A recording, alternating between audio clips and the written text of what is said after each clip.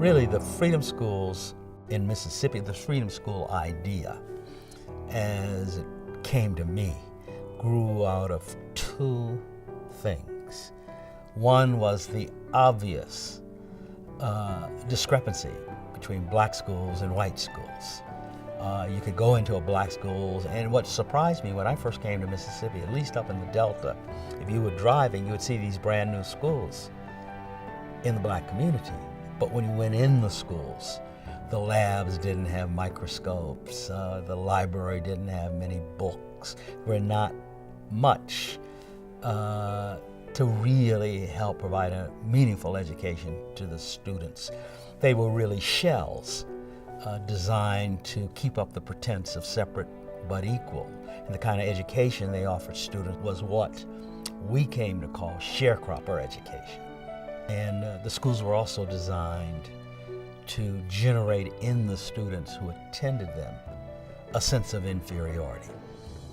There were scattered throughout Mississippi and the South, though, these heroic teachers who, despite all of this, managed as best they could to provide a decent education. And they would, stack the county or state books in the corner and teach the students with their own books, which they brought. There were these kind of teachers all through the South. People like Aaron Henry talked to me once years ago. Then he was the state president of the NACP, about the importance of a couple of teachers in his high school who opened up his eyes to wider possibilities in the world and credited them for setting him on the path that led him to become a pharmacist in Clarksdale. So there were these teachers too, but in general, the schools were designed to inculcate inferiority. So the freedom school idea, which emerged, we were never able to tackle that in the beginning. In those first years we began working in Mississippi, simply because we didn't have enough people. If you count up all the people, field secretaries for SNCC and CORE, working in Mississippi between the years, say, 1960 and the beginning of 1964, there are not even 30 people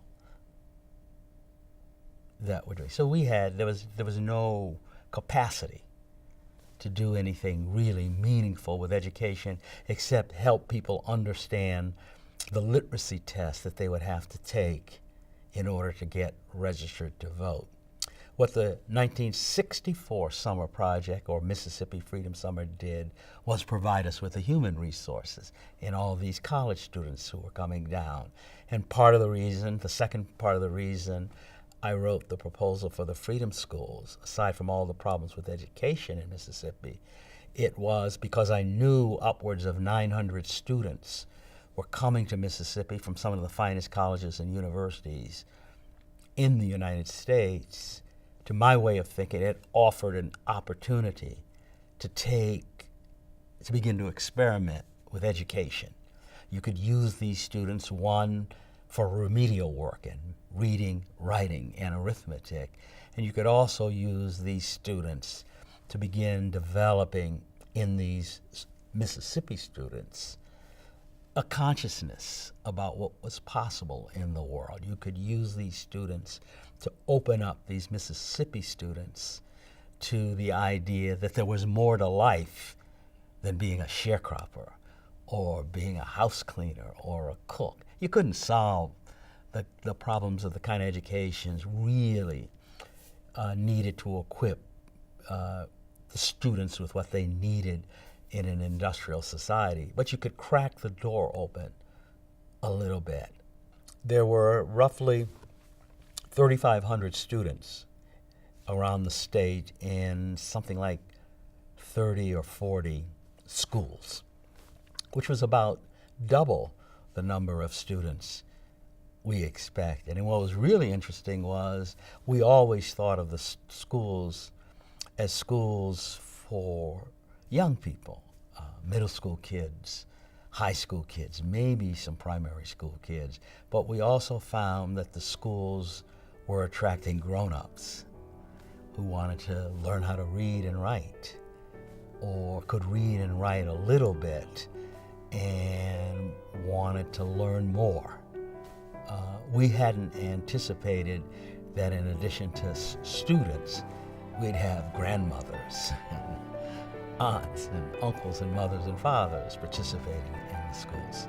In some respects, the civil rights movement, or the freedom movement, as we more often called it, was successful. It gained voting rights for people with the 1965 Voting Rights Act.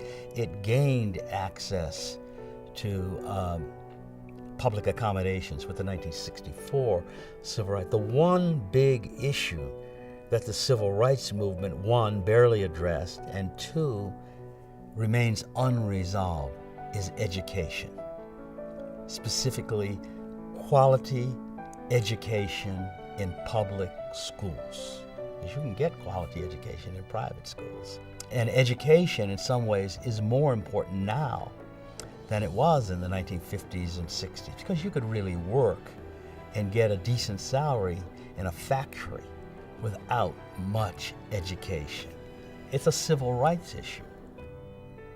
You cannot be a full citizen today in 21st century America if you don't have the basic skills that enable you to support yourself, your wife if you have one, your children if you have one. That puts education front and center on the issue of citizenship.